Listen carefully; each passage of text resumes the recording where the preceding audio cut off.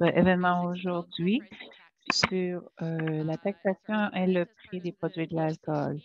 Un événement qui a lieu je crois que ça va être notre plus populaire aujourd'hui. Il y a beaucoup de monde. Merci à tous d'être ici avec nous. Avant de commencer, j'aimerais reconnaître et respecter le peuple Lacquanguin sur lequel nous nous trouvons. Nous reconnaissons la relation historique avec les terres où l'Université de Victoria se trouve aujourd'hui. C'est important que nous réfléchissions à cette relation dans le contexte du travail que nous faisons, car l'alcoolisme a une influence ou un impact disproportionné sur les populations autochtones ici en Colombie-Britannique. Si vous voulez partager, faire des reconnaissances, je vous en prie, faites-le aussi.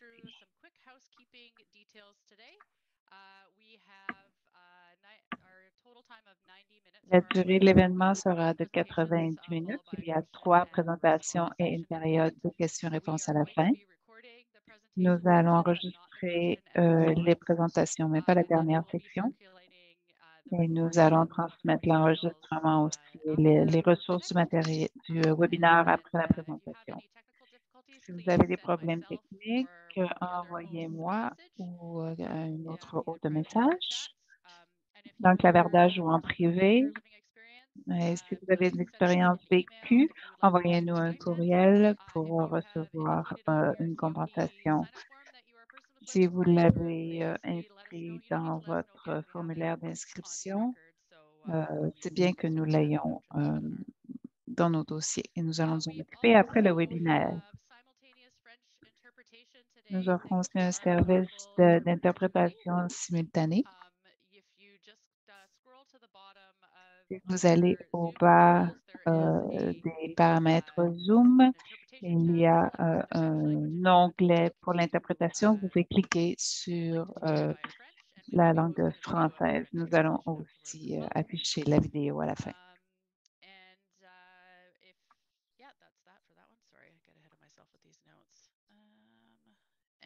And so for our question and response, please use the chat box to Pour submit. poser des questions, vous pouvez utiliser la section du clavardage en tout temps pendant les présentations, parce que nous aurons 3 présentations qui traiteront de différents sujets. Si vous voulez poser vos questions à vive voix à la fin, durant la période de questions, vous pouvez lever la main.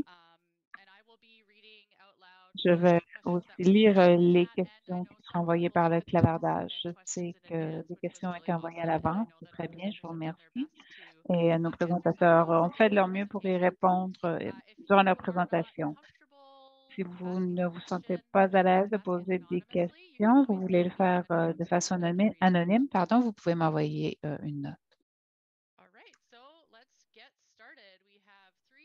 Nous avons 3 présentateurs aujourd'hui. Si vous connaissez les PCA, vous connaissez probablement ces personnes. La première est Ashley Wetlaffer. Elle est une spécialiste en méthode de recherche à l'Institut de recherche sur les politiques de la santé mentale, l'Organisation mondiale de la santé. Elle travaille avec l'APCA depuis le tout début. Elle a travaillé au développement des indicateurs. Elle est très, très occupée à l'instant. Elle se concentre sur le prix, l'étiquetage et le contrôle de l'alcool. Tim Stockwell est avec nous aussi. Il travaille au Centre de l'Institut canadien de recherche sur l'usage de substances, Il était aussi en Australie où il a travaillé pendant 16 ans. Il s'intéresse à la modélisation de la consommation, des préjudices, les prix, dans les prix minimums sur l'alcool. Et le Dr. Adam Shirk est ici aussi un scientifique à l'Institut canadien de recherche sur l'usage de substances de l'Université de Victoria. Il travaille aussi en santé publique. Ses recherches portent sur les préjudices de santé causés par l'alcool. et les politiques. Il a créé des techniques pour estimer les préjudices et travaille sur un système de surveillance au Canada, en Australie, en Nouvelle-Zélande et aux États-Unis.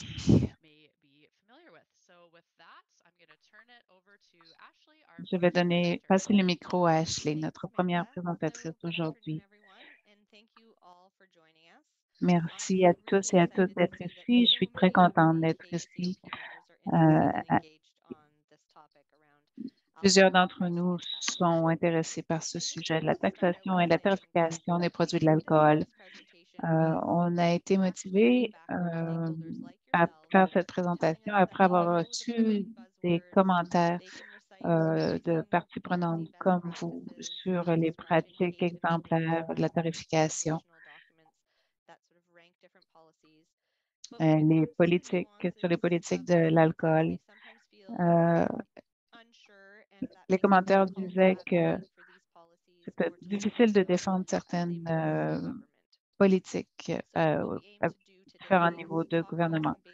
Nous allons aujourd'hui parler de principes de base, nous allons en parler de terminologie de base aussi et survoler quelques preuves aussi qui sont connexes. Nous allons aussi essayer de répondre aux questions qui nous ont été envoyées à l'avance. Et comme Amanda l'a dit, vous pouvez inscrire vos questions dans la boîte de clavardage.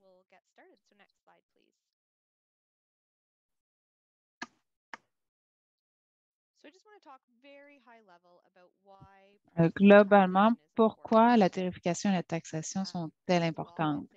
Tout d'abord, cela génère des revenus dans les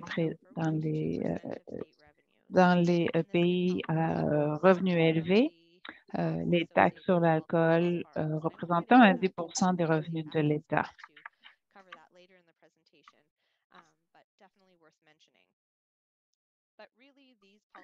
Et cela aide à couvrir les coûts des préjudices de l'alcool.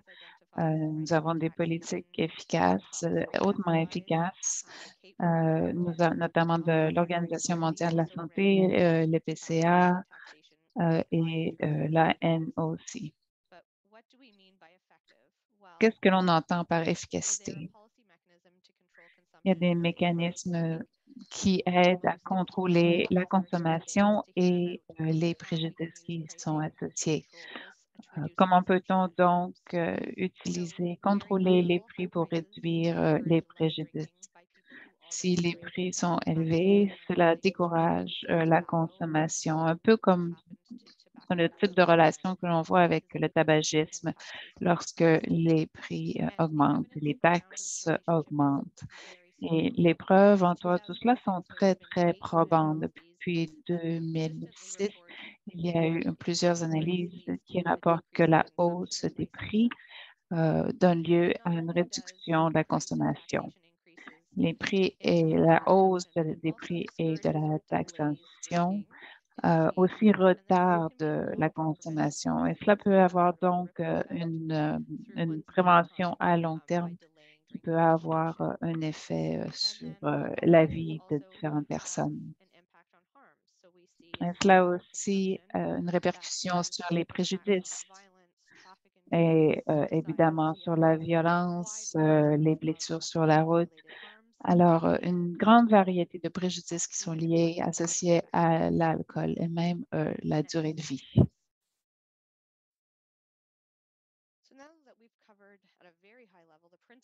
Nous avons brièvement parlé des principes de la tarification.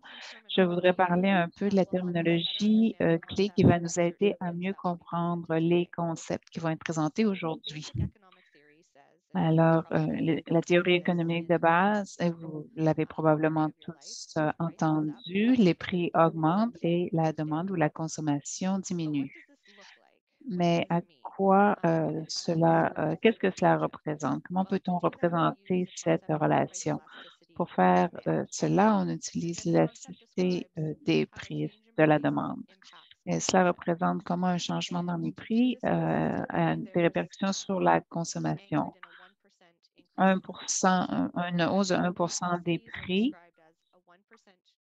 Alors, l'élasticité, c'est une hausse de 1 qui donne un pourcentage de changement dans la consommation. Alors, si l'élasticité des prix est de moins 0,5 alors cela produira une hausse de 1 des prix et une réduction de 0,5 de la consommation.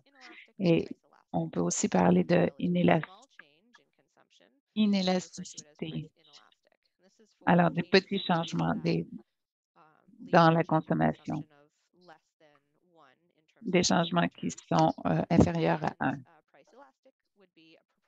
Alors, un élastique, un prix élastique, c'est un prix. Il y a une relation plus proportionnée entre le prix et la consommation.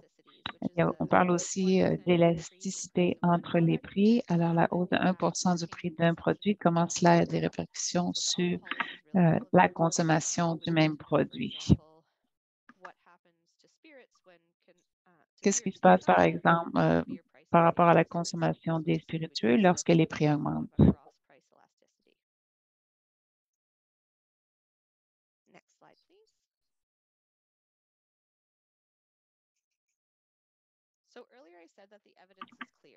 J'ai dit que les preuves sont évidentes que le prix de l'alcool a des répercussions sur la consommation.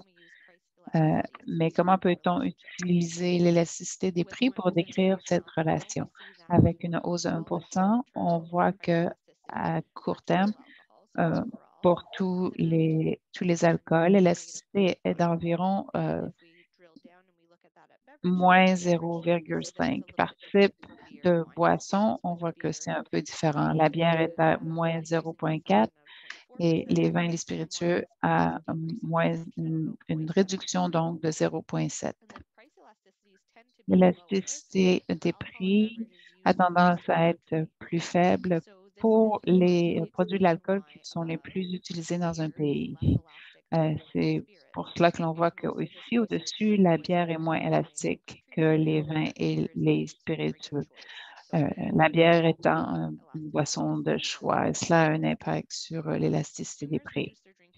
Les consommateurs réduisent leur consommation à plus long terme, peu de temps après la hausse des taxes. Il y a donc un changement à court terme et cet impact du changement de prix produit des changements plus durables. L'élasticité peut varier selon le groupe. Les jeunes sont moins élastiques en général. Les prix, évidemment, ont des conséquences sur les préjudices de l'alcool dans cette population. Les buveurs plus réguliers boivent plus, évidemment. Donc, s'ils boivent moins, par exemple, de 5 à 3, c'est une réduction de 40 comparativement à deux boissons à une boisson, qui est une réduction de 50 mais cette réduction en consommation a un impact plus grand sur leur santé. Et c'est ce qui est important, c'est ce que l'on souhaite, que les gens boivent moins finalement. Ce qui a aussi des répercussions sur les prix sont les mesures de contrôle. On en a parlé ici, on a besoin d'avoir une approche sur les politiques sur l'alcool en disant que les prix ne peuvent pas être que le facteur individuel. Il faut que cela soit joint à d'autres politiques. Alors, lorsqu'il y a d'autres politiques ensemble, l'impact peut être plus grand sur le contrôle. L'abordabilité aussi de l'alcool, le taux d'inflation, tout cela peut aussi avoir des conséquences, mais Tim et Adam vont en parler un peu plus tard.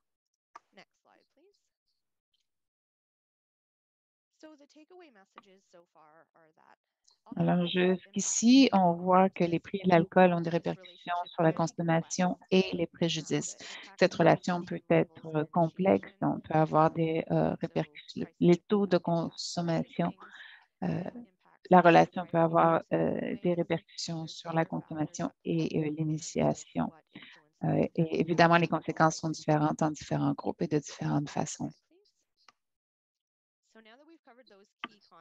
Nous avons donc parlé de ces concepts clés. Nous allons parler de ce que j'appelle l'anatomie de la vérification de l'alcool au Canada. Souvent, c'est très complexe à comprendre et oui, il y a plusieurs composantes qui vont dans le prix de détail en magasin. Nous allons en parler un peu plus en détail.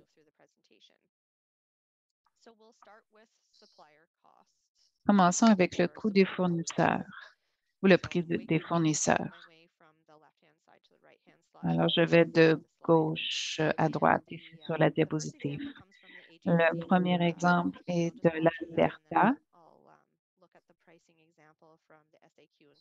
Je passerai ensuite à la SAQ du Québec. Alors, le prix des fournisseurs, c'est le coût de fabrication des produits et de livraison et de marketing. Ensuite, on va au centre, c'est l'entrepôt. Tout en haut, il y a les coûts de fournisseurs, la taxe d'assises, la majoration de prix de vente, en plus des frais de recyclage et de dépôt remboursable. Et enfin, en magasin, on a tout ça en plus de la marge du détaillant. À droite, j'ai inclus l'exemple du Québec pour montrer qu'il y a des écarts entre différentes administrations. Non seulement il y a beaucoup de composantes, mais il y a aussi des écarts entre différentes administrations. Au provincial et au fédéral, par exemple, on ajoute des taxes dans certains cas. Par exemple, au Québec, il y a des taxes spécifiques qui sont ajoutées. À l'île du Prince-Édouard aussi, les prix de la taxe sont plus élevés sur l'alcool.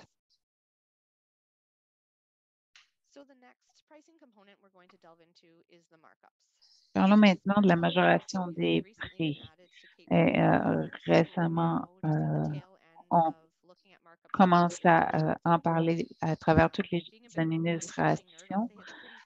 C'est assez fascinant de voir toutes les variations dans la majoration des prix. Alors, qu'est-ce que cela veut dire?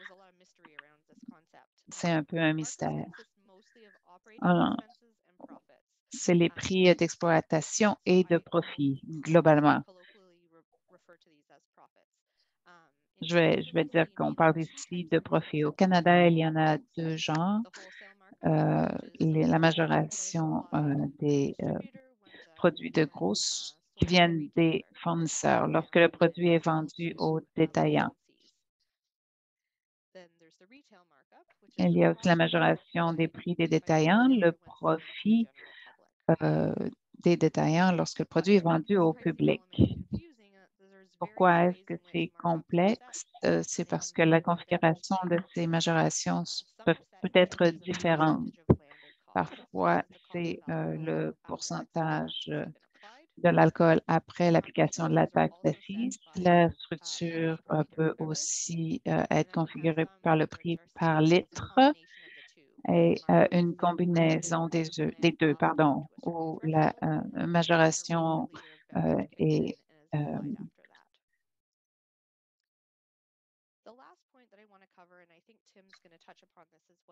Tim va aussi parler de ce dernier point, c'est on se demande si la majoration représente une taxe.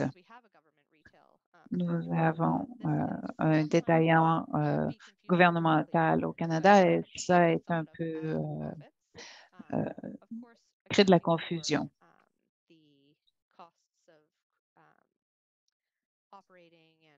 Il y a les coûts d'exploitation et de création du produit, mais en général, la majoration est un profit. Et parfois, ces profits vont au gouvernement. Alors, parfois, on dit qu'il s'agit de taxes. Dans les médias, on en parle de façon très négative en disant que c'est une taxe sur les produits de l'alcool. Mais ce qui se passe, c'est que parfois, la majoration crée de l'inflation dans ces chiffres. Et je crois que Tim va parler plus profondément des proportions, des ratios finalement, et des autres composantes de la tarification, notamment la proportion réelle des taxes qui sont appliquées à l'alcool.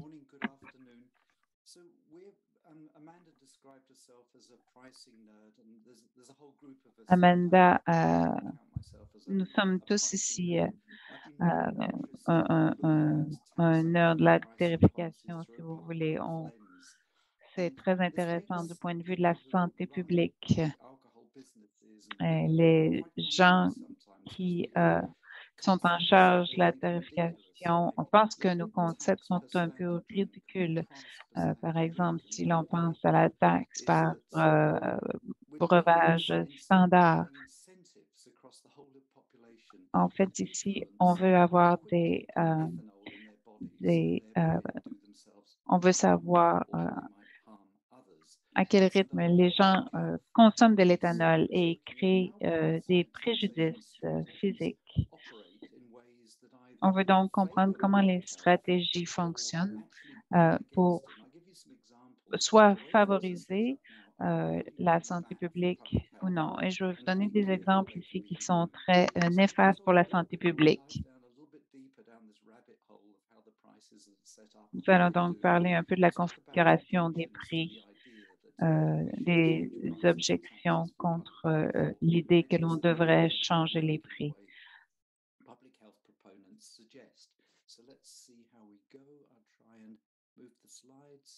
Amanda hasn't given me the privilege. Ah, there we are. Thank you. So this is a gross oversimplification, but sometimes... Voilà une simplification un peu. Et cela fonctionne parce que c'est assez complexe. Voici comment les prix sont calculés. Ashley en a parlé un peu.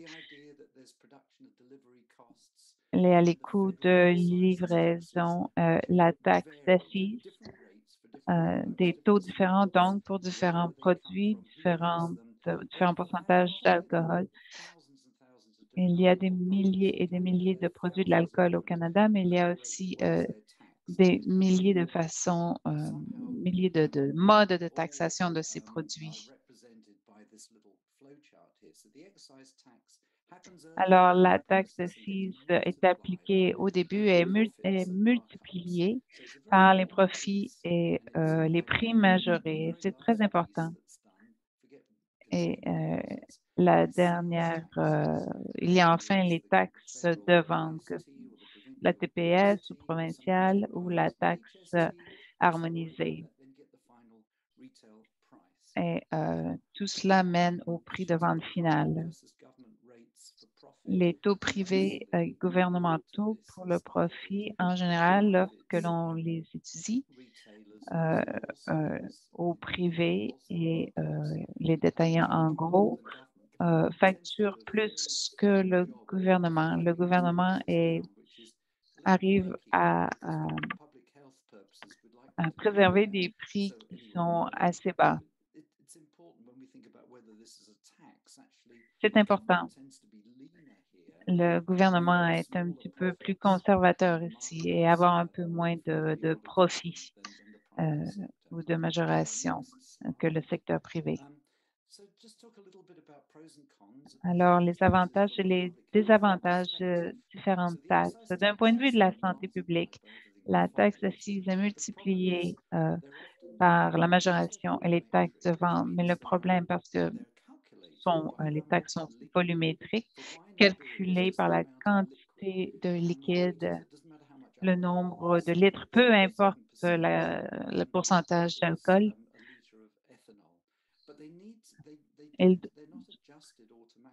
Alors, ces taxes ne sont pas ajustées automatiquement avec l'inflation. Je vais vous montrer, je vais essayer de prouver comment cela n'a pas été, comment cela a été néfaste pour la santé publique au Canada. Les taxes de vente ne sont pas indexées au coût de la vie. pardon, les taxes de vente sont calculées comme en tant que pourcentage du prix affiché au Canada. Alors, ils sont indexés à l'inflation au coût de la vie. Mais si la boisson coûte peu d'argent à produire, alors le prix restera très bas aussi. Il faudrait amalgamer ces deux approches, la taxe de vente et la taxe d'assises, indexée à la taxe d'avis et facturée par unité d'éthanol. Cela serait idéal d'un point de vue de la santé publique, évidemment, pour encourager la population à moins boire. Pardon. J'ai déjà dit tout ça, mais au point numéro 3, entre 91 et 2017, les taux n'étaient pas ajustés à l'inflation. Mais depuis 2017, la taxe d'assises au Canada a perdu 58 de sa valeur. Alors, cette taxe de base qui est multipliée a perdu près de la moitié, plus de la moitié de sa valeur. Il y avait beaucoup de lobbying contre la réintroduction de l'indexation de la taxe d'assises en 2017. Je vais vous donner un exemple de comment on peut voir cela de deux façons. Comment l'industrie utilise les données pour en disant que les prix de l'alcool sont beaucoup trop élevés. Un exemple en utilisant des données du Royaume-Uni. Amanda a trouvé cet exemple. Alors, vous voyez ici que le droit de douane sont les plus hauts qu'ils l'ont été. Tous les prix ont augmenté depuis les 40 dernières années. On peut dire que c'est choquant. Cela n'est pas ajusté par rapport à l'inflation. Lorsque l'on ajuste à l'inflation, on voit que les prix sont historiquement bas. Au Canada, ils ont maintenu leur valeur dans les 5 dernières années depuis l'introduction de l'indexation, mais il y a une grande perte depuis entre 1991 et 2017. Faites donc attention aux preuves. Il y a une campagne en place de Spirits Canada qui parle de la taxe ascenseur, si vous voulez, mais ce n'est pas ça. Il faut seulement garder le pas avec l'indexation.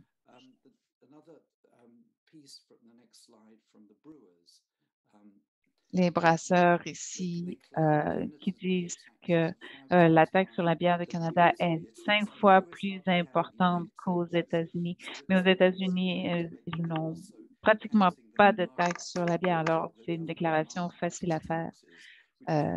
Ils incluent ici la majoration des prix dans la taxe, ce qui est ridicule. On dit que 47 des prix sont faits de taxes. Avec mes collègues, nous avons essayé de découvrir le pourcentage de la taxe sur l'alcool typique. Nous avons publié ceci il y a 2 années environ. Nous pouvons vous l'envoyer. On regarde sur les principales catégories. La première colonne, vous voyez toutes les taxes qui apparaissent dans le prix de vente final. Alors, 41 pour la bière, 21 pour la bière, les vins mousseux, 31 Alors, l'industrie dit que 80 des prix sont liés à la taxe, mais en réalité, c'est 30 parce qu'ils incluaient la majoration, ce qui est en fait un profit. Les brasseurs disaient qu'environ 50% des prix de la bière étaient liés à la taxe. En fait, c'est 20%. On ne peut pas dire que la majoration des prix est une taxe.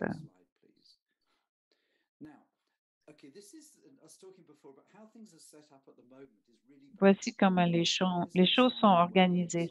C'est très néfaste pour la santé publique.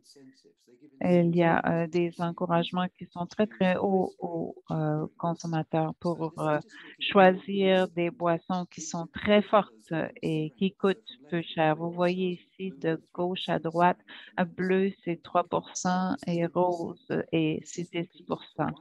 Et vous voyez pour les couleurs, pour la bière et pour les vins mousseux, les spiritueux, pardon. Et vous voyez comment la hauteur des barres représente la taxe d'assises. Mais c'est très important parce que on voit à quel point les gens vont consommer de l'éthanol. À gauche, on voit le vin et où c'est turquoise, ici, on voit une hausse.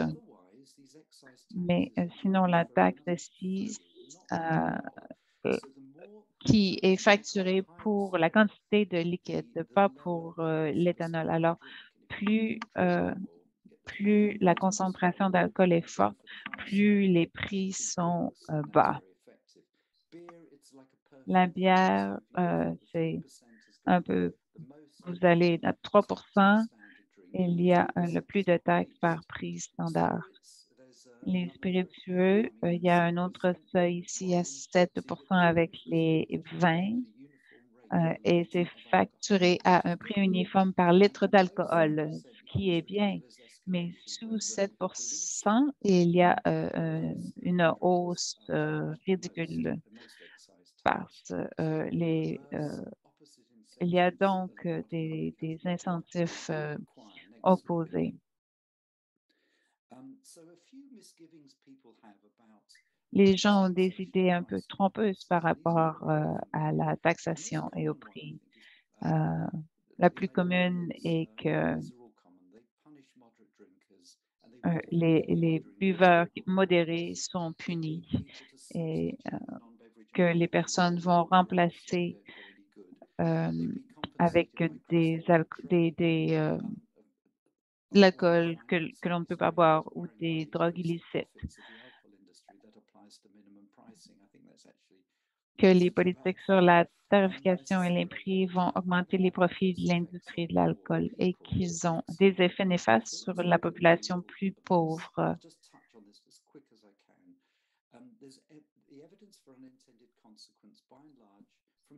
Il y a des conséquences qui sont non prévues, évidemment, mais elles sont faibles, elles sont basses. Je vais vous donner des exemples.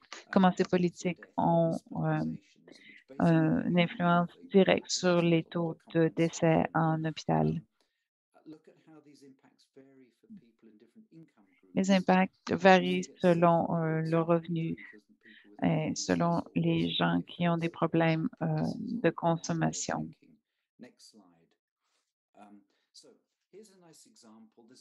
Voici un exemple. Il y en a plusieurs, évidemment. Ici, c'est très clair. C'est bien illustré. On voit l'impact de deux hausses de taxes qui ont été introduites en Alaska au cours des 20 dernières années sur les décès qui sont associés à l'alcool. À chaque fois donc que la taxe a été introduite, il y a une chute importante des taux de décès et ils augmentent graduellement parce qu'il n'y a pas d'indexation. Ces chutes n'auraient pas lieu s'il y avait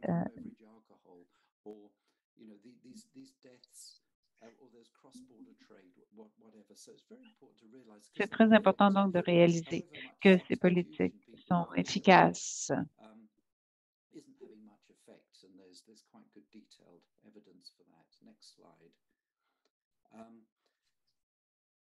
I will keep going. Next slide. Thank you. We've also asked people on Nous avons aussi demandé à nos chercheurs qui travaillent avec des gens qui travaillent dans des refuges. Comment les gens qui ne peuvent pas se payer de l'alcool, en fait, comment réussissent à manœuvrer tout ça. Ils vont en traitement, ils attendent leur chèque à la fin du mois, ils collectent des bouteilles, très peu, en fait, se tournent vers le crime. Et ces résultats ont été répliqués dans d'autres pays, notamment en Écosse. Ici en Colombie-Britannique, on a analysé l'effet des changements de prix minimum en Colombie-Britannique. Il y a un paradoxe de préjudice. Les gens qui ont un revenu faible sont plus affectés. Les politiques, par contre, ont les impacts les plus grands sur ces mêmes groupes de population. On peut donc, ces politiques ont un effet bénéfique sur la santé des buveurs à faible revenu, ainsi que sur les gens, leurs proches. Des conclusions ici. J'espère que c'est évident et qu'il y a beaucoup de potentiel au Canada pour utiliser les prix et la taxe pour avoir des effets sur la santé publique. La taxe d'assises a perdu près de 60 de sa valeur depuis 1991. La taxe d'assises est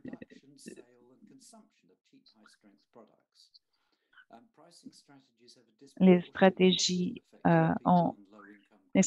de tarification ont un effet positif sur les populations à faible revenu. Et les conséquences imprévues, on en a souvent peur, mais elles se concrétisent rarement. Great. Thanks so much, Tim, and thanks so much, Amanda and Ashley, for the introduction. Thanks for inviting me. So, yeah, hi, I'm Adam Shirk. I'm going to talk about. Je suis Adam Shirk. Je vais parler des prix minimum par unité, et on va parler de définition, de preuves et d'impact.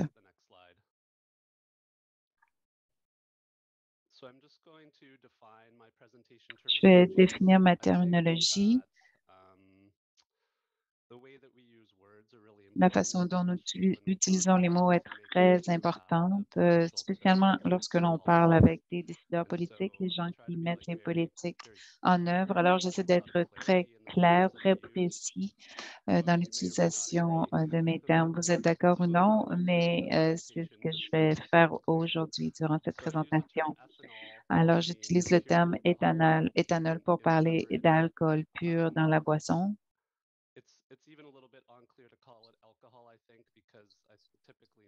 En général, la plupart des gens vont dire alcool pour parler de la bière en général, mais pas seulement l'éthanol, le 5 d'éthanol qui est psychoactif dans la boisson. Et je fais ça,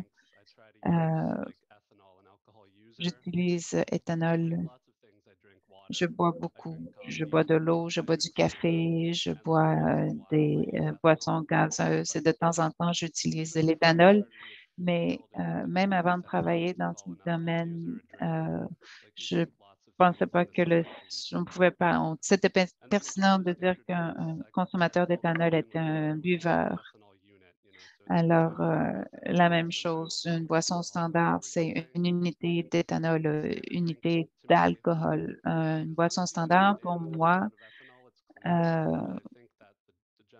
il faut comprendre, la population en général va penser à une quantité de liquide, mais dans la présentation, je vais utiliser ces termes, mais lorsque l'on parle de prix d'unité, on parle d'éthanol, d'unité d'éthanol. Ma présentation est facile par rapport aux autres parce que la taxe est assez complexe. Et moi, je vais parler tout simplement des prix. Alors, on va changer un peu d'orientation ici. On va arrêter de penser à la taxe, aux taxes. On va arrêter de penser aux autorités de réglementation et aux autres composants. Le prix, c'est le prix que vous payez à la caisse.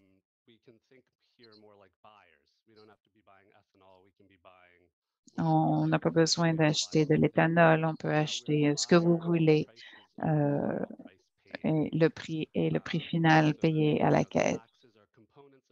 La taxe est une composante de ce prix final, mais elles ne sont pas ce n'est pas le prix. Je vais parler du prix payé parce que il y a le prix affiché qui est le prix de vente au détail. Lorsque l'on l'apporte à la caisse, la taxe est ajoutée au prix de vente au détail. Alors, le prix payé, je crois que c'est très clair. C'est l'argent qui sort de notre poche en tant qu'acheteur. Et ce prix payé est partagé par les détaillants d'éthanol, les magasins privés ou gouvernementaux, les producteurs d'éthanol et les gouvernements à travers les taxes. Dans le prix payé,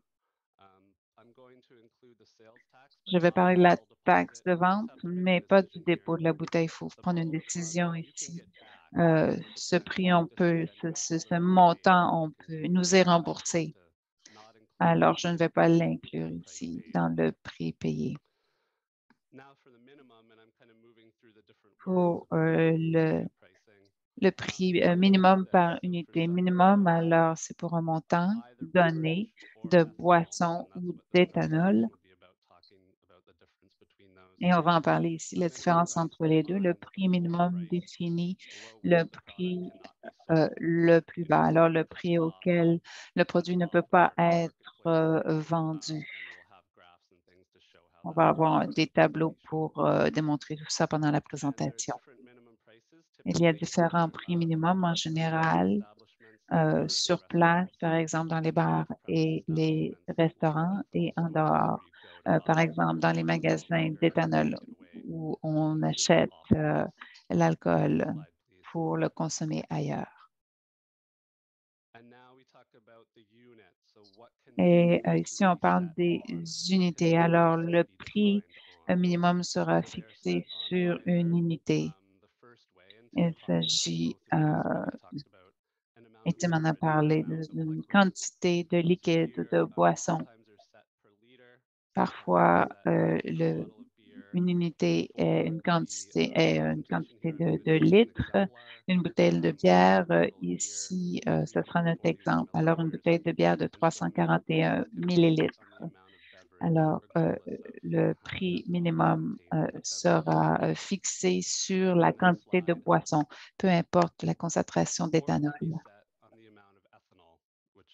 Le prix minimum peut aussi être fixé sur la quantité d'éthanol. Alors, une unité d'éthanol ou une boisson standard au Canada et une bouteille de bière représente une bouteille de bière. Ça change un peu, mais en général, une concentration de 5 et une unité d'éthanol, donc, et la quantité d'éthanol qui est contenue dans cette bouteille de bière à 5 comme vous le voyez ici, 17,05 millilitres d'éthanol. Parfois, on parle de poids, de grammes.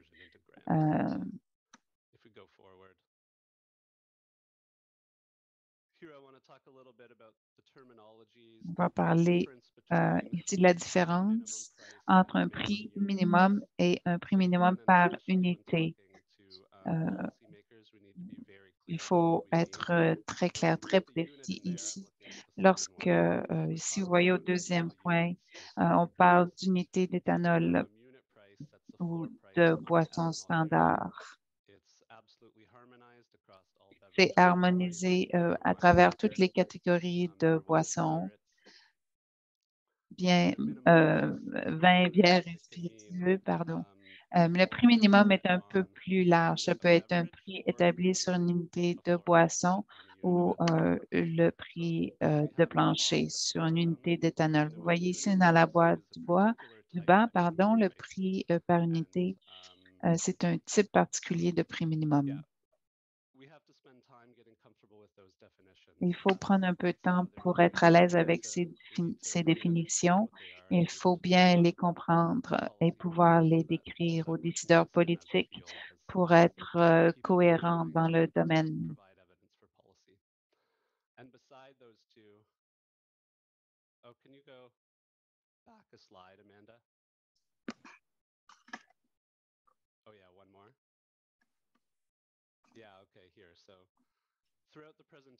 Dans la présentation, j'ai ces deux exemples ici.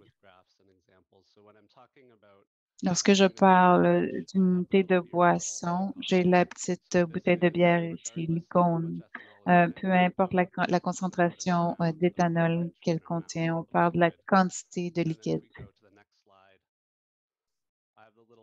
Et j'ai la molécule d'éthanol ici lorsque je parle d'unité d'éthanol, une unité d'alcool pur. Alors, le prix minimum ici, comme vous le voyez, c'est un prix plus large qui peut faire référence au prix minimum d'une boisson ou le prix minimum de l'éthanol. Prix minimum par unité, vous voyez, toujours spécifique à l'éthanol ou à une boisson standard, la même chose. Alors, au sens plus large, partout au Canada, les provinces ont un type de prix minimum pour l'éthanol, que ce soit dans les magasins ou ailleurs, ou dans les bars, parfois sur place, parfois en dehors, parfois les deux. On en a parlé hier en groupe. Il n'y a pas de prix minimum dans les territoires à l'heure actuelle.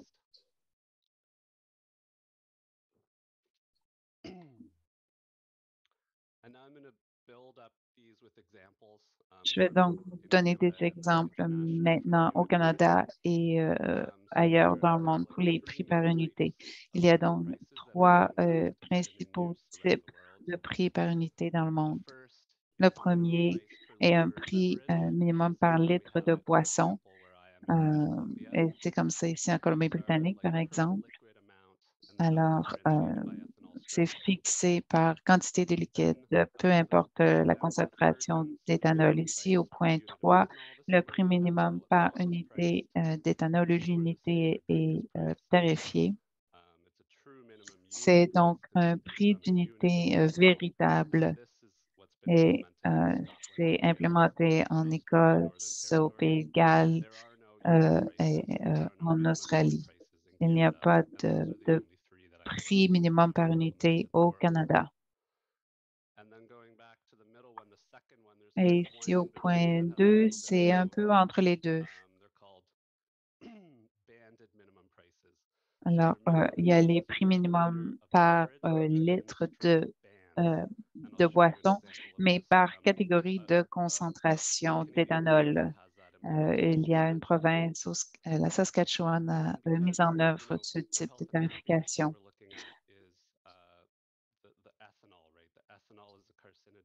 L'éthanol est un carcinogène, un psychoactif. Alors, plus on peut fixer un prix sur l'éthanol, plus on peut avoir d'intervention dans la santé publique. C'est un peu, c'est mon interprétation. Il y a longtemps que je travaille dans le domaine et c'est un peu mon interprétation de ces données.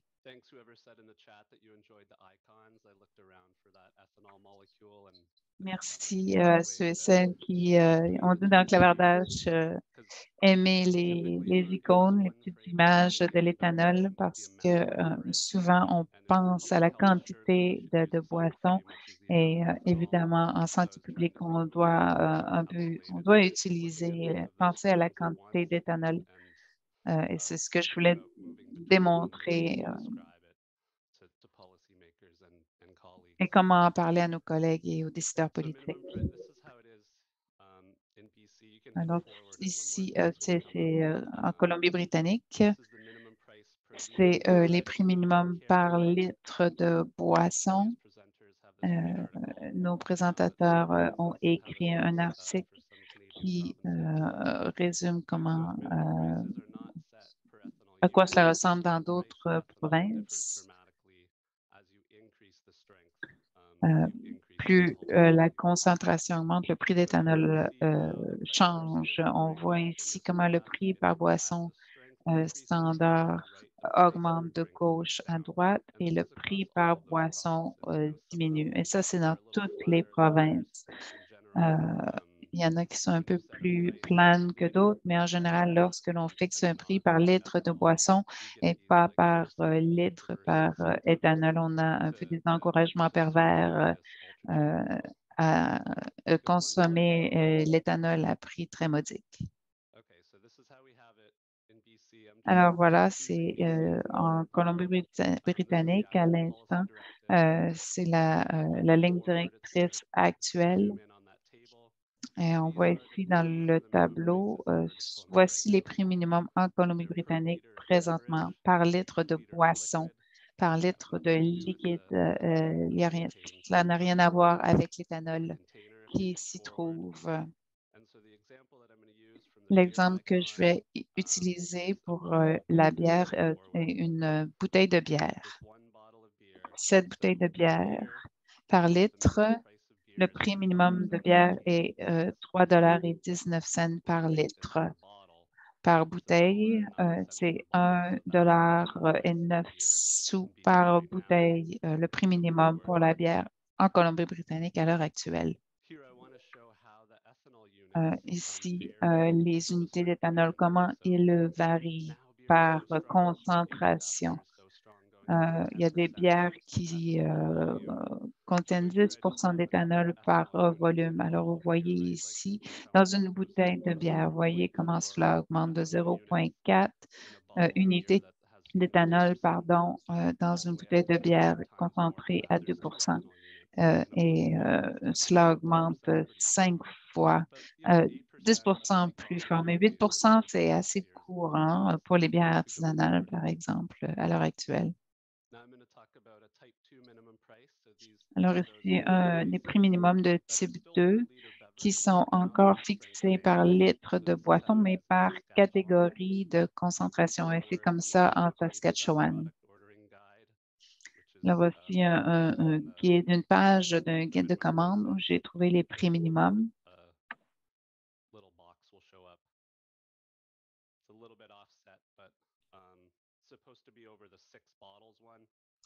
Ça devrait être sur les bouteilles de 6. J'ai divisé ça par 6 et vous voyez en dessous, lorsque l'on voit le prix affiché inclut la taxe et le dépôt remboursable. Mais pour l'analyse, j'ai supprimé ce montant remboursable du prix payé.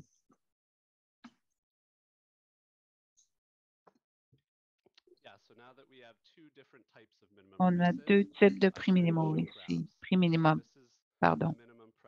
Alors, le prix minimum par bouteille de bière par quantité de boisson, sans lien avec l'éthanol. En Colombie-Britannique, nous avons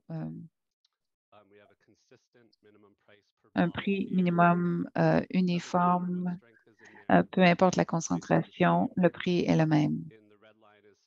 En rouge, c'est la Saskatchewan.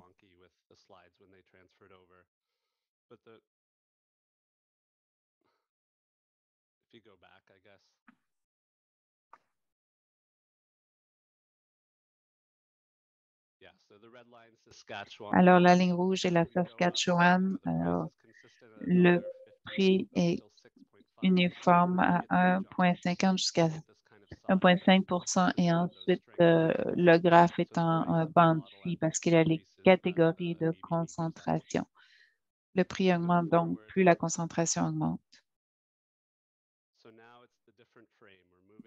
Voici un cadre différent. Maintenant, on parle de quantité d'éthanol, on parle d'unité d'éthanol.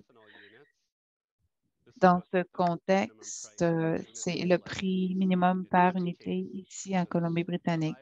Alors, c'est une courbe.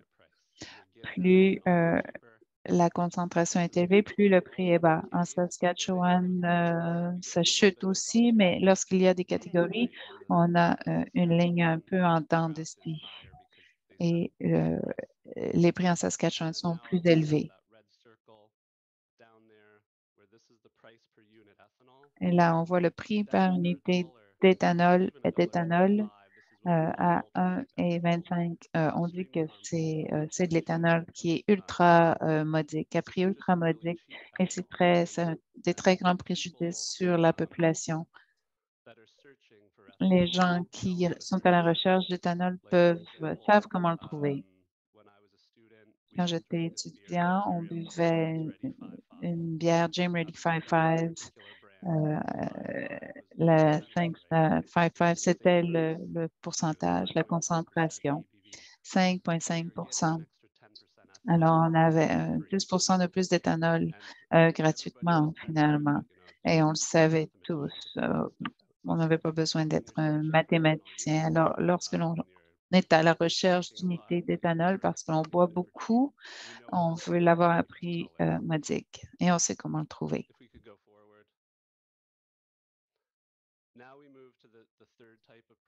Le troisième type de prix minimum, le fixé par unité d'éthanol. Il y a 3 implémentations dans le monde à l'heure actuelle, de gauche à droite en Écosse, au Pays de Galles et en Australie.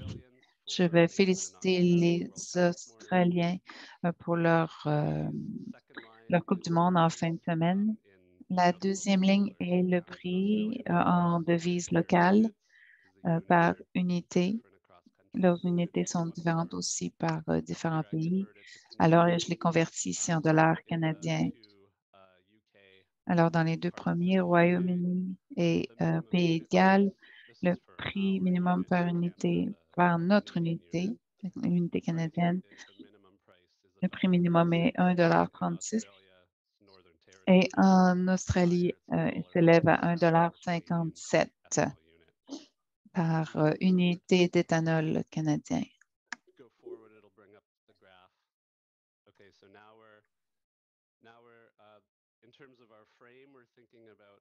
Pensons maintenant au prix par quantité de boissons. Nous avons l'icône de la bouteille ici. En Colombie-Britannique, le prix de la bouteille est cohérent, peu importe la concentration d'éthanol. En Saskatchewan, c'est uniforme jusqu'à ce que l'on entre dans les catégories de concentration. Ici, en Écosse, au Pays de Galles et en Australie, on voit que lorsque l'on fixe un prix sur l'éthanol, plus la concentration augmente, plus le prix de la bouteille augmente. Nous allons changer notre façon de penser un peu. On va penser d'éthanol ici. On se souvient, en Colombie-Britannique, le prix d'éthanol chute parce que le prix est fixé par litre de boisson. Même chose en Saskatchewan, jusqu'à ce que l'on parle de catégorie de concentration et maintenant en termes d'unité d'éthanol ici. Alors, c'est la ligne verte et l'Écosse, Pays de Galles, c'est un prix uniforme par unité. Et la même chose pour l'Australie. Peu importe la catégorie de boisson, le prix est fixé sur l'éthanol, pas la taxe.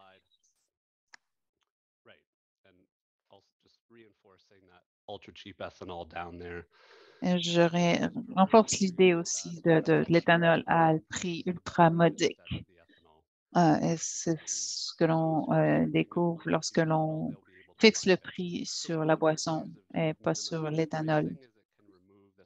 Une des vertus de tarification de l'éthanol peut supprimer cette donnée.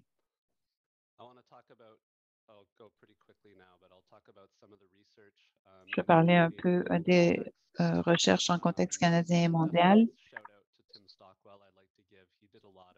Tim Stockwell a participé à ces recherches quand le prix minimum a changé au Canada et il a vraiment il a fait du travail aussi en Écosse pour mettre en place ces prix par unité.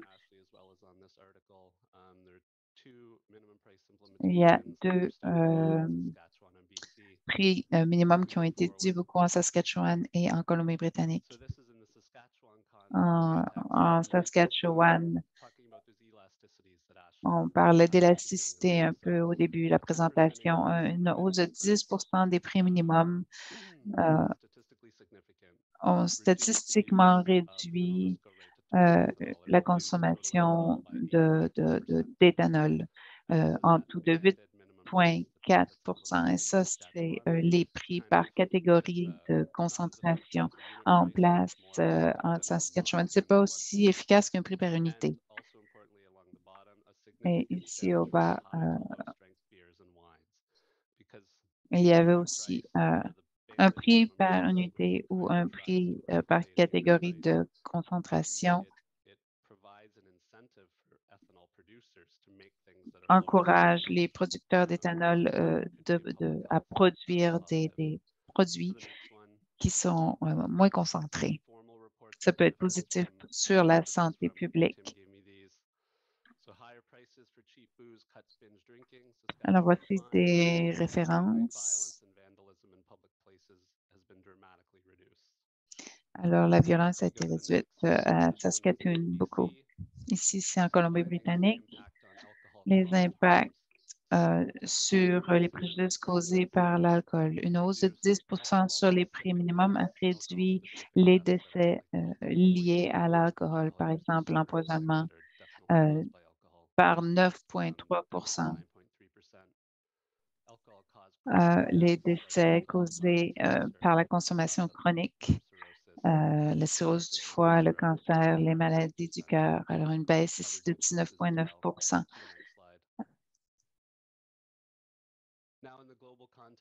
Au point de vue mondial, l'unité, la mise en œuvre d'un prix unitaire véritable par unité d'éthanol en Écosse, une hausse du prix a eu en termes d'élasticité du prix, en tout cas en Écosse, l'élasticité est de 1 pour 1. Alors, une hausse de 1 de prix crée une réduction de 1 de la consommation.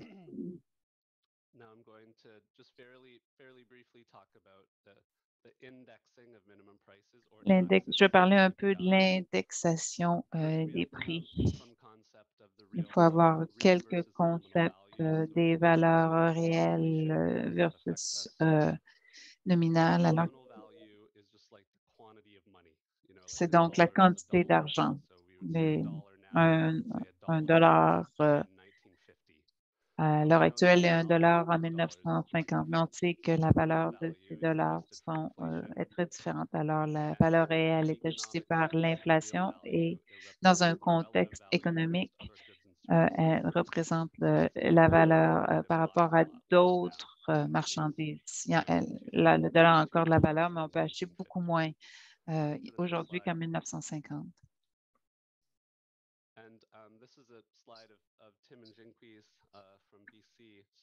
C'est une diapositive ici avec des chiffres de la Colombie-Britannique, un peu semblable à celle de Tim. Si l'on fixe un prix nominal plutôt qu'un prix réel, il faut réécrire le prix nominal par rapport à l'inflation et il diminue au fil du temps. Il y a quelques hausses lorsque le gouvernement revoit le prix à la hausse, mais en général, les prix vont diminuer.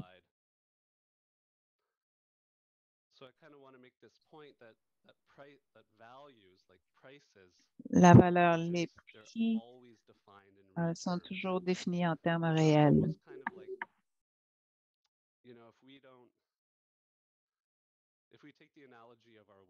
Utilisons l'analogie d'un salaire. On parle de l'ajustement du coût de la vie. On ne parlerait jamais de hausse de coût de la vie parce que votre salaire est ajusté.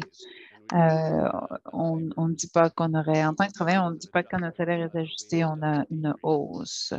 C'est un ajustement pour que le salaire ne diminue pas. Les prix et les salaires sont toujours définis en termes réels. Si l'on fixait un prix nominal, le produit deviendrait évidemment moins cher parce que la valeur réelle est relative. Si les gouvernements fixaient un prix par unité nominale, il s'effriterait au fil du temps par définition. Je n'aime donc pas parler de prix indexé parce que c'est un peu une terminologie par défaut. Si ce n'est pas indexé, ce n'est pas un prix par unité. Alors, je n'utiliserai pas ces termes. Alors qu'un prix non minimum, non nominal, c'est un prix érodé. Et je vais appeler ça un IMOP. C'est un prix qui va s'effriter au fil du temps.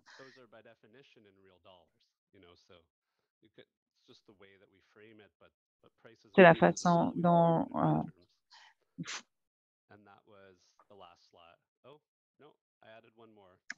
une dernière diapositive.